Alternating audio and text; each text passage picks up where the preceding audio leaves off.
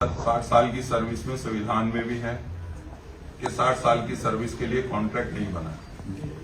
तो किसी भी विभाग में अगर एमसीडी में है तो आपसे निवेदन है कि कॉन्ट्रैक्ट को बंद किया जाए। कॉन्ट्रैक्ट का सीधे सीधा मतलब है सर कि कॉन्ट्रैक्टर को अगर आप चेक देते हो तो सिर्फ कॉन्ट्रैक्टर को देते हो, चाहे वो 100 कर्मचारियों का हो चाहे 200 का हो। सर आप उसको चेक करवाइए कि 50% से ज्यादा उसकी जेब में जाता है सर पैसा। बहुत बड़ा शोषण है सर।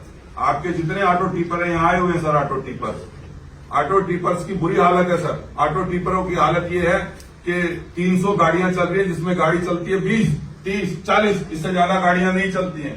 जहां जहां कॉन्ट्रैक्ट है सर हम उसका विरोध करेंगे, हर हाल में करेंगे, क्योंकि संविधान में लिखा है कि 60 साल की सर्विस में कॉन्ट्रैक्ट लागू नहीं होना चाहिए।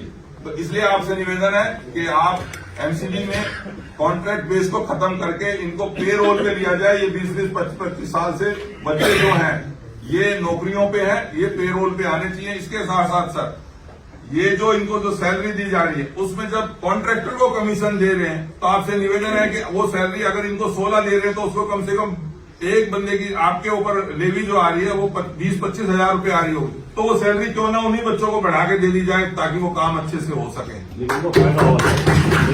फायदा होगा सर। कॉन्ट्रैक्ट सर आज दिवाली आने वाली हो रही है, यहाँ कॉन्ट्रैक्ट के बच्चे आए हुए, अभी तक उनकी सैलरी नहीं हुई है, जबकि आप लोगों के साथ एग्रीमेंट होता है कि 7 तारीख तक उनको सैलरी देनी होगी, चाहे वो अपनी जेब से दे या आप लोग उनको दें। लेकिन सैलरी दी जाती है 20-20, 22-22, 25-25 तारीख को। तो आपसे निवेदन है सर कॉन्ट्रैक्ट बेस खत्म करके इन बच्चों को आप अपने पेरोल पे ले, चाहे आप उनको 25 हजार अगर मिल रहे हो कॉन्ट्रैक्ट के साथ तो आप चाहे इनको और 2-3 हजार बढ़ा दे। 2-3 हजार एमसीडी का रेवेन्यू, जैसे यादव साहब ने कहा कि रेवेन्यू कम है तो इसमें आपका रेवेन्यू भी बढ़ जाएगा, सैलरी बचेगी। तो 2-3 हजार बढ़ा के सर उनको आप पेरोल पे ले लें, ये पॉलिसी बनाएं और कॉन्ट्रैक्ट बेस को खत्म करें। धन्यवाद।